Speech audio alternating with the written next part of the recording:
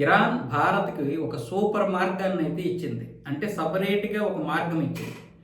ఈ 22 నౌకలు ఒకేసారి ప్రయాణించే విధంగా మన నరేంద్ర మోదీ గారు, జయశంకర్ గారు, అటు విదేశాంగ మంత్రి అబ్బాస్ అరాగ్జీతో పాటు పెజిష్కియాన్ అంటే ఇరాన్ అధ్యక్షుడు పెజిష్కియాన్ తోటి మరికొంతమంది అధికారులతో మాట్లాడిన తర్వాత మార్చి 12కి మాట్లాడారు. ఆ తర్వాత మార్చి 14వ తారీఖున వాళ్ళు ఒక నిర్ణయం తీసుకున్నారు. భారత్ నౌకలకి ఎటువంటి ఇబ్బంది కలగకుండా మనం ఒక రూట్ ఏర్పాటు చేయాలి.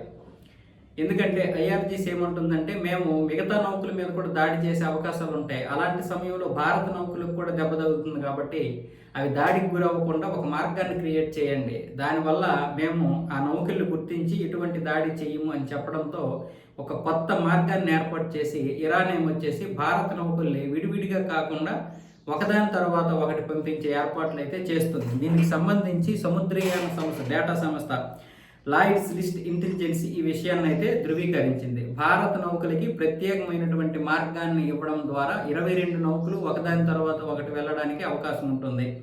అలాగే ఎల్ఎల్ఐ ఎడిటర్ రిచర్డ్ మీడ్ మాట్లాడుతూ భారతదేశానికి ఎల్పీజీని తీసుకువెళ్తున్న ఒక నౌక ఇరాన్లోని లారక్ ద్వీపం మీదుగా ప్రయాణించింది.